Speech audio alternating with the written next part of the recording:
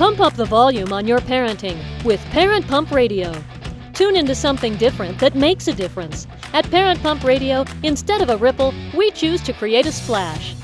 Get energized, get inspired, and get informed with how to parent in the new millennium.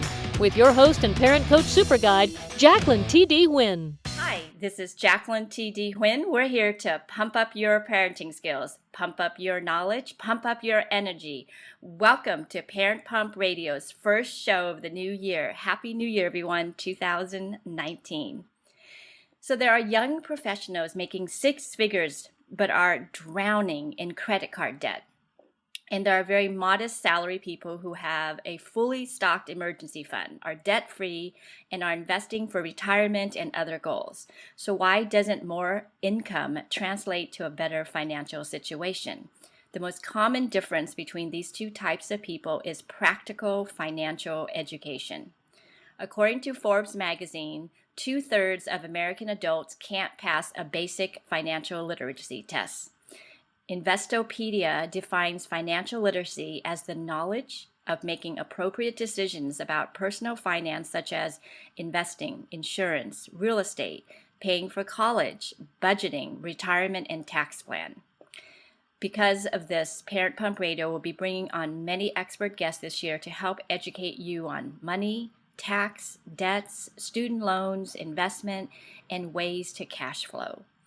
We'll also be partnering up for a monthly live speakers talk panel in the city of Torrance, Los Angeles. Our first one will be on January 19th, 2019 this year from 10 a.m. to noon Pacific Standard Time. If you can't make it live, we'll also be live streaming. So all the information is in the show notes. So let's give you some statistics. How bad is financial literacy in our country? Here are 4 alarming rates that could be drastically improved with the right education. Number 1, 44% of Americans don't have enough cash to cover a $400 emergency. 38% of U.S. households have credit card debts with an average of $16,048 and an APR of 16.47%. 56% of American adults have less than $10,000 saved for retirement. 43% of student loan borrowers are not making payments. So are you ready to get serious about your finances and really start achieving your goals? Well, our expert today is going to talk to all the parents out there who are interested in getting free college money for your child, so they don't actually have to go into student loan debt. He is the author of the book, How to Get Free Money for College, a world-class scholarship and financial aid specialist. He helps parents of 9th, 10th, 11th grader get scholarships and grants to attend expensive universities. In the 8 years, he has helped over 200 families get over $14 million in free college money. So ladies and gentlemen, I'd like to introduce you to my guest today, Trevor Ramos. Hi, Trevor. Hey, Jacqueline. Hey, thanks for having me. Oh my gosh, thank you. I know this is going to be an episode that's going to be listened by a lot of people just from that, title of your book. Oh, yeah. And it makes it more epic because I'm actually in Texas with my family, and it's so loud at the house that I just parked up a corner at Starbucks. I'm sitting outside. So if you see, people behind me, if you hear things, that's just the background. That's where I'm at. Yep. Hey, we got to get you anywhere you're at. So we can get you at Starbucks outside. That's fine. You got a really, really good message. Yeah, I'm happy to share it. It's definitely an important time to talk about it. Especially when student loans are at trillion-dollar rates right now. Let's talk about you, because your secret to success actually came out of a personal need. I'd like to tell us what happened. Yeah, well, I've been at this for 9 years now, but it all started right here in this town. I went to my counselor's office. I had a 2.8 GPA because I played football and I ran track and field. I thought that's how I was going to get a scholarship. But it turned out that basically I was a foot too short and 100 pounds too light to, play Division I football for, USC and places like that. So couldn't do that. And then I ended up with a 2.8 GPA because I spent all the time in the gym, not much time really working on my grades and so forth. So what I did is I kind of locked myself in bookstores and libraries for a year and figured out, how to get better scores, how to get better grades, how to find the right college for myself. As much as I could understand about, financial aid and scholarships. And I ended up getting $165,000 to go to Boston University at a time when I didn't even think that I could get accepted to a four-year college. So most of that was paid for with free grants and scholarships. And then I graduated from BU with a degree in accounting and business. And, I started getting into this field. I started, working for people, like very small community people that do this kind of stuff. And I started to gain a reputation and gain a lot of momentum. And then somebody told me to write a book. And it's just been this long journey of just taking students by the hand and getting them as much money as I could possibly get them and teaching that to as many people that I can. I'm so glad that someone told you to write a book because a lot of parents are going to thank you for it. Oh, yeah. So here's some examples of the colleges that he's helped students along with their scholarship or grants for 4 years. University of California, Los Angeles, $36,000. University of Southern California, $224,224. Pepperdine University, over $87,000. Dartmouth, over $119,000. Johns Hopkins University, over $167,000. And that's just a partial list of what Trevor has done to help families get scholarship. Yeah, and I think when I hear those numbers, I think of the student. I remember who it was. I remember, how they felt when they came to me. And, to put them in the same situation that I was put, where I'm staring at, an award of tens of thousands of dollars to go to a school that I've always wanted to go to. And I also think that hearing those numbers might be a little alarming to a parent who actually doesn't know how much these colleges really cost. So, if you hear $224,000 in free scholarships and grants to go to USC, you might think, does it really even require that much scholarship money to get there? Well, yeah, that's the surprise. That's the amazing thing about it, is that it has gotten really expensive to go to some of these colleges. So, to get $224,000 or $170,000, that's, bringing that cost down to pennies on the dollar. I actually sat in on a college education seminar. I was alarmed. I think they say it's even a junior college. If someone is not living at home, it could cost up to $20,000 or more a year just for an AA. Yeah, I mean, when they use those numbers like junior colleges, community colleges, they're generally talking about the living expenses, yep, and the housing, and maybe if they are in a special program. There are a lot of states now that make the first year or two at community college either tuition free. So generally speaking, what we're talking about is if you've got a kid that wants to go, say you got a kid that, has gotten good grades in school, really likes school, and then wants to go to Stanford. If they want to go to Stanford right out of high school, you are looking at spending $75,000 a year to send them. And if you have more than one child, you could easily be put in a situation where you're spending, really like $5,000 a month, $7,500 a month sending kids to college, or taking out loans in order to do that. Yeah, they say the cost to send your child to college is the price of a home now, an average home.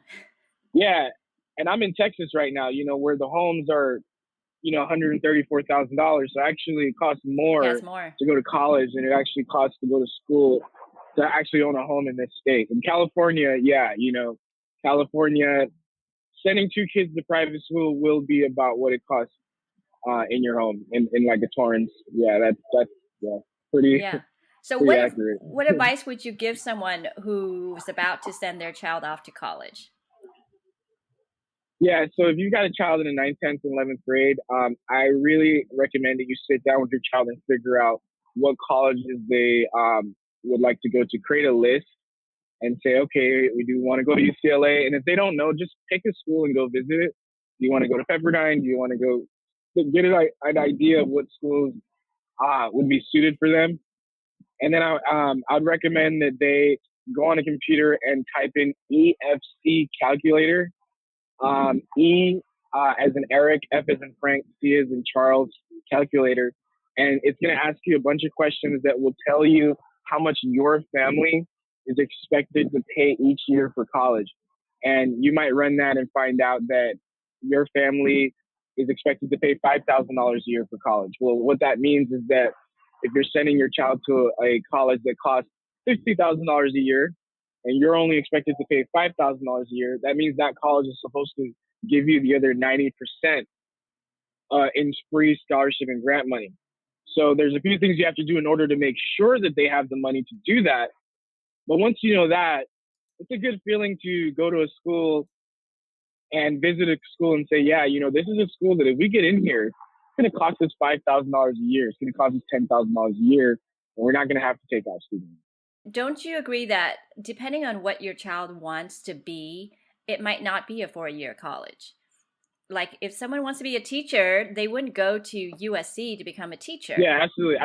That's why it comes into finding the right school. We're not all going to go to UCLA, and there are 2,000 four-year institutions. There's 4,000 higher education institutions. So do we go to community college and transfer? Do we go to a Cal State? Do we go to a UC? Do we go to a UT? Do we go to a private school? What do we want to major in? Which schools are going to give us the right education for that and to put us on the right track? What I will tell you though is that often, like I went to at the time $50,000 a year college. It would have cost me more money to go to community college actually because I would have needed a car, I would have needed a place to live, I would have needed meals, but I just happened to fall on a school that had enough money to bring it down to 5,000. So doing these things I'm telling you to do will tell you, you might be thinking, hey, let's just go to, the college that has the lowest tuition. Well, that college may not have any financial aid to offer you as opposed to more expensive college that may have the financial aid to make it cost exactly the same or less. In high school, when it comes to scholarship, you've got to get great grades, right? You got to be that A exemplar students that have either a grade in sports, have straight A's or more, and community services and all that, those things. So what if you have a kid that doesn't really have great grades? How are you going to get scholarship money? Yeah, so it's all relative. It's a really great question. Not only that, what if you have a kid that doesn't have great test scores, like it doesn't test well in school? It doesn't test well on the SAT, it doesn't test well on the ACT. What do you do in that situation as well? So the first answer is, what do you do if your kid does not have straight A's? Like I said, getting accepted and getting a grant to, obviously like Duke University, it's probably, not going to, happen unless they maybe go to a community college and get better grades. But there's so many institutions that would pay for a child that has a 3.0. I got in with a 2.8, coming out of my junior year. We're not talking, we're not talking about the top 10 institutions in the country, but there are so many institutions that want students and are looking for things behind the grades and the test scores that you'll still, end up getting into several of them that are willing to pay for them to attend. Like I've gotten students with 2.8s into Woodbury, like 130 grand into Woodbury. I've gotten students, money to go to Pacific Lutheran. I remember I had a student with a 2.6 that got an academic achievement scholarship to Pacific Lutheran. And the parent, she says, I still laugh every time I see it, it doesn't make any sense. But, it's all on what they want from you. And then, have the kids with test scores. A lot of schools are getting away from using SAT and ACT as a way of evaluating a student's performance in college. So, schools are test optional. So if you want to know what schools are test optional, meaning that you don't have to send them an SAT score or an ACT score at all, then just type in test optional colleges. And, University of Chicago just became test optional. George Washington is test optional. Wake Forest, Holy Cross. So these are top colleges where if you've got just the worst SAT score ever, you don't even have to show it to them and you may still get accepted. Oh, wow. That's really and get interesting. money. Really. Yeah. Yeah. Okay. Say a parent makes too much money to qualify for financial aid. How do you get financial aid then? Yeah. So, all right. Okay. So what I deal with are the people that make too much money to qualify for government aid, like Pell grants and even Cal grants, but not enough to pay $2,500, $7,500 a month to send their child to college. So these are the people in the middle, which it is more difficult for those people because the people that make a lot of money, like make millions, they don't really care about, you know, they don't mind spending that kind of money. Some of them are very smart with their money, which is part of what we're talking about, believe it or not. So I do get people that earn like a lot of money that still don't want to spend 300 grand on each of their children. And then you have people that they might qualify for free reduced lunch at their high school, and things like that. So for them, the people that have low income, like say under 45,000 a year, they all they have to do is get into a good school, and the money will be there. But the people in the middle, so there's two ways that you do this. When for a middle class family, you can get the money based on your finances, and you can get the money based on your kids' grades. You do both. So when you're getting the money based on your finances, you have to know every question every college will ask you and what it will mean for how much you have to pay out of pocket for college. So what does it mean? It means that if you don't really have any real estate, if you don't really have any, savings, the chances of you saying something on financial aid that would actually eliminate your eligibility is low. But if you actually have those things, you know, just listing something incorrectly could mean, $10,000 a year in how much you have to pay. So, that's why you really want to do this stuff beforehand and see how much each college would offer you based on your finances. An example of that is if you've got a paid off house, right? You got a paid off house in California, you can have up to $500,000 in equity. Well, there's some colleges that will ask you to list the equity in your home as an asset in financial aid forms. These are colleges like USC. These are colleges like Claremont, McKenna, Pitzer, and there are colleges that don't. These are colleges like Pepperdine University. These are colleges like UCLA, like Chapman. So just, looking at schools that don't look at the equity in your home would make a huge difference in how much you have to pay at these two different schools. So that's, need-based aid, and that's how, you can understand, the system there. And then the other way is just based on your grades. There are schools, like I said, that will give out, $20,000 a year, $30,000 a year, 25,000 just if a kid has a certain GPA. And many times on these schools' websites, they'll say if you got a 3.4 GPA and you got a 1,200 on your SAT, we'll give you $10,000 a year, right? So that's what you do if you're, nil income and you want to make sure that you can get the most in grants and scholarships. It's a matter of really researching the colleges that fits with your family's finances too. Yeah. So I'm a huge advocate in finding a school that's good for what this students culturally, like, are they going to feel it? I don't want them to feel out of place when they're at a college, So I want them to feel culturally a fit. I want them to be academically a fit. I don't want them struggling to make it at a school, but I also don't want it to be too easy that they're not inspired. So I want it to be academic fit. I want it to be a cultural fit. I want it to be good for what they want to study in college, and I want it to be a fit financially. And I feel like a lot of people forget that part. Is that yes, it's an amazing school. We love it. It's such a beautiful campus. But if that school is going to ask you to borrow $70,000 a year, in my opinion, that's not something that I'm willing to do. So I guess it's just not simply filling out the FAFSA then to get financial aid. Yeah, in fact, if you wait until it's time to fill out the FAFSA to start thinking about this stuff, it's really too late because you want to know of all the colleges my kid is looking at, how much are they all going to cost if I fill this thing out. So if and I wouldn't mind you filling the FAFSA out even if your kid is in the 10th grade right now.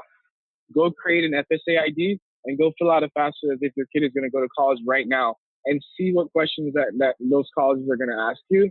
And that way you can really understand. Like, I work with a lot of tax people, so a lot of tax information is asked on those forms. And if you own a business or if you have real estate, that could even impact how you do your taxes when your kid is about to go to college and what financial decisions you make, whether you pay off some things that, maybe you wouldn't have. Maybe, are you going to buy that next property right before they go to school or after? All kinds of things, go into this stuff. And just set you up to where you've got all your finances in a row, and then your kid is, they've done everything that they need to do, and then it's just applying. Applying for financial aid that's just an application. We're talking about planning, right? So we're not just filling out an application and seeing, what boxes to check off correctly. We're trying to position ourselves so that when we fill out that application, that we get the maximum amount of money and we know how much we're going to get. That's a good point.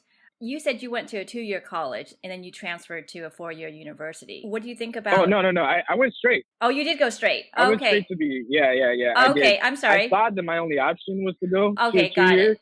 And, I actually, that's, having thought about it, again, if I didn't get that offer to BU, that would have probably been my best bet. And there are some students where it's a good idea for them to go 2 years at their local college, so that they can save money, so that they can get the GPA that they want to get into the college that they really want to go to. But I think a lot of people do that, thinking that is their least expensive option, when it could be true that they can get into Baylor, they can get into Southern Methodist directly from high school, and get all the scholarships and that money they're supposed to get. So when do you think a child should be going to a 2-year college then? When, I think, so when should they really consider that? I think they should consider it if they're in a situation where their grades are not high enough to get accepted to a school that has enough money to give them. So, if they have, say, a 2.7 and they didn't really realize, how much that matters in terms of college acceptance, with a 2.7, it's not too easy to get into the schools that have all the endowment money to make it cheap for you to go. You can't really get into, Trinity University with a 2.7 GPA. So there are some schools you can get into with a 2.7, but they're not going to have the money to get it down to what you need to really make it happen. Often. Sometimes you can. Like, I gave you an example of a kid with a 2.6 where we did that, but it is harder to do that. The other time is, I see a lot of art students, and if you want to study the arts, like you want to do painting, you want to do acting, those schools only give out money for the most part based on your talent. And a lot of times they're not talented enough yet to get a scholarship based on their acting skills or based on their painting skills. They really do need 2 years to hone in on their craft. And, that will cut down how much that college is going to charge them, 2 years. So that's an example of when going to a 2-year college can be good. So those are two examples of that. I mean, I look at it on a case-by-case basis. Sometimes I'll meet a student and it doesn't seem like they're academically ready to go straight into a 4-year. Sometimes, not often, but sometimes. And I might say, you need 2 years to get used to the level of analysis and the level of discipline that it takes. So that might be a student that I'll send to a 2-year first, or I'll send to a community college for a year and then transfer him to a private school after that year. What about a kid who maybe doesn't know what he wants to do in life or what he wants to major at a university yet? Yeah. So, someone who doesn't know what they want to do, that might say, okay, well, you just send them to community college and let them figure it out. The thing is what you want to do is you want to send them to an institution that has enough time to sit down with them and talk to them about what their options are, and has a career office that can put them in position where they can get some experience. And, generally speaking, if someone doesn't know what they want to do, I don't want to send them to a huge college. I want to send them to a small college where they're going to have a lot of time to, pay attention to the student, and they're not going to get, they're not going to get lost in the shuffle. Not to say that big institutions lose students in the shuffle, but it's more important that you know what you want to study if you're at a school that has so many students. If you go to a liberal arts college that has 4,000 students, 1,000 students in each class, and every class has 7 people in it, they're going to have time to sit down with a PhD and really have that person tell them about their life experience and tell them about all their academic options and the resources that the college offers, as opposed to like a larger institution where you're going to really need to navigate your way through it. So that's what I would recommend to someone who doesn't know what they want to do. Go to a school that has the time to talk to you about that kind of stuff. We have a few minutes left, and I want to talk about your book. Tell us what your book is about and why parents should be buying it. Okay, so this is my book right here. Yay! How to get free money for college. Yeah. My book is a guidebook. I wrote it for the parent of a middle school and high school student, and I'm basically walking you through the process from not knowing what classes to take and what colleges your kids should be looking at, and how much money this is all going to cost, to staring at a financial aid offer from 4 or 5 colleges and having to choose which one is going to be right for your student. Because I've worked with so many people one-to-one, I'm used to getting the same questions over and over and knowing when that question will come up through the process. So it's just walking you to, it's a guidebook. It's the best introduction to, going through this process, understanding how much, all this is going to cost and what's at stake, and, where the money is, how to get it, and what to look out for. It's broken into 3 sections. One is just called Let's Talk About the Money. The second is, how to find colleges for your child. And then the third is what your child needs to be doing if they're in the 7th, 8th, 9th, and 10th grade in order to increase their profile so that they can get into colleges that have stronger and more generous scholarships.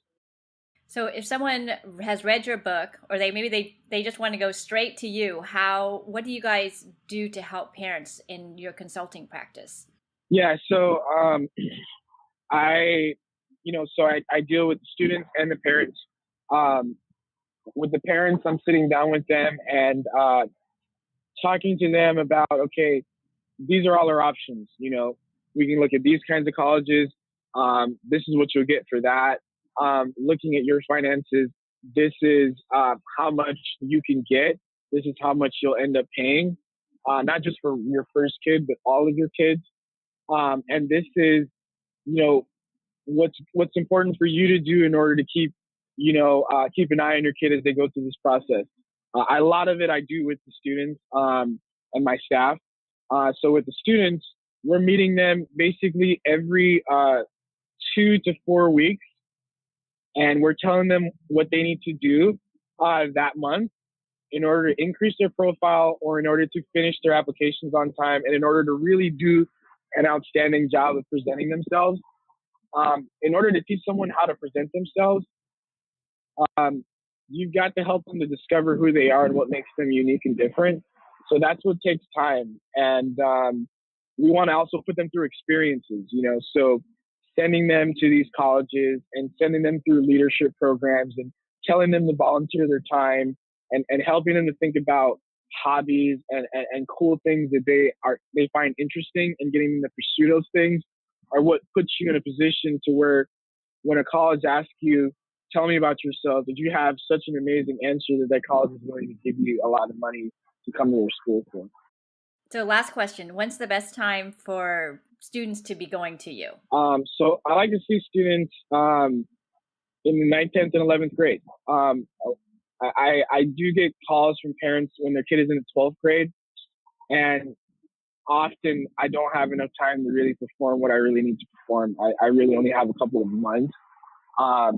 So if I can catch them in the 9th grade, I can catch them in 10th grade, I can build them up so that, they have so many options in terms of colleges, and we can really work on getting the finances set up so that they can get a lot of money. I also see students that are going to community college. So they say, okay, I want to transfer by 2020 or 2021. And I'll say, okay, well, this is what you want to do if you want to be able to transfer to a school like this, or, if you want to transfer to University of Chicago, if you want to transfer to Loyola Chicago. So I see those students as well. Awesome. Tell us your website.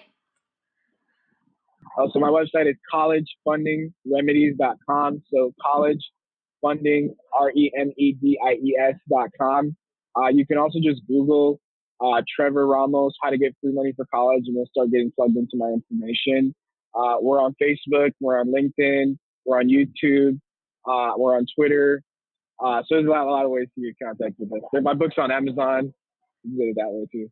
The link to the Amazon book is in the show notes, and also Trevor's phone number, as well as the website. And a bonus is that Trevor is going to be live in person as one of our panel expert guests on January 19th at our live show. So that's also in the show notes. We'll also be doing some Facebook Live this coming month, so you'll get a lot of access to Trevor.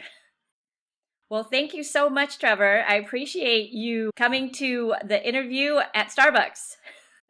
Yeah, it worked out. Well, thank you for having me, and I hope you guys learned something from this, and got some kind of ideas and things that you can do to get free money for college. Absolutely. Okay, listeners, until next time, always be learning and always be growing. Thank you so much for joining us today. Go to parentpumpradio.com and click on the pink box on the top of our homepage to listen to our new and archived shows. To be instantly notified of new episodes, subscribe to our RSS feed. The RSS feed button is located at the top of the page where all our shows are featured. And after listening to the show, go to parentpumpradio.com or our Facebook page to leave your comments, questions, and topic suggestions. And while you're at our website, sign up to receive a free gift. Until next time, have a wonderful week.